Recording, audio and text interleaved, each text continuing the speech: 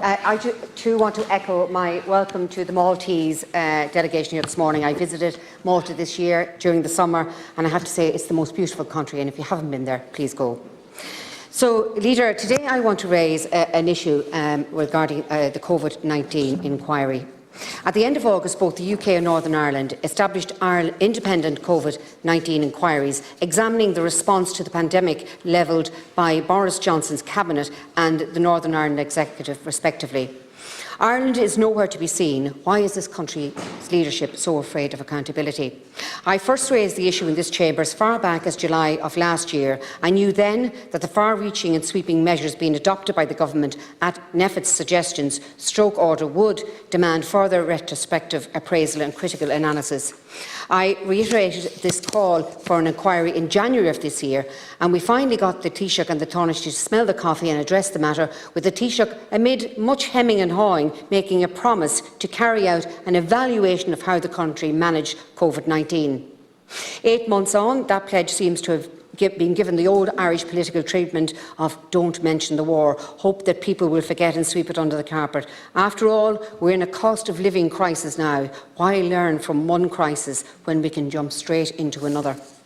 The Taoiseach said that he would prefer if we use the word evaluation as opposed to inquiry, as the latter implies that there are people to blame. I wonder if the then Minister and the former Minister for Health, Minister for France, had been under investigation over her handling of Covid-19, and that investigators have concluded that there are grounds for prosecution, I should say.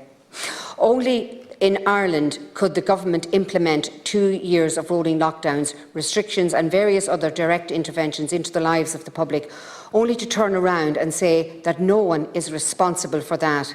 The insulating effect of a whole government approach, perhaps.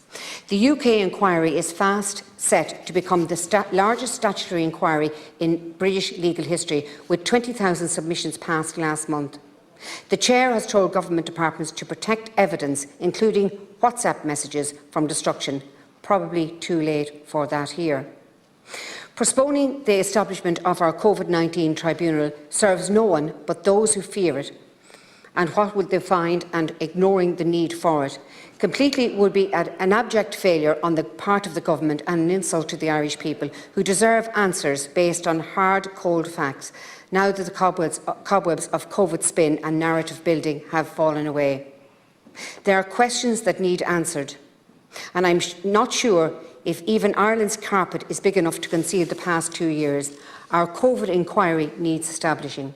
Leader, so I don't know who you want to bring in here to tell us what has been done as we speak, as long as someone can say it and mean it, that we will start the process. Government need to stop hiding in the dark, because this will not go away.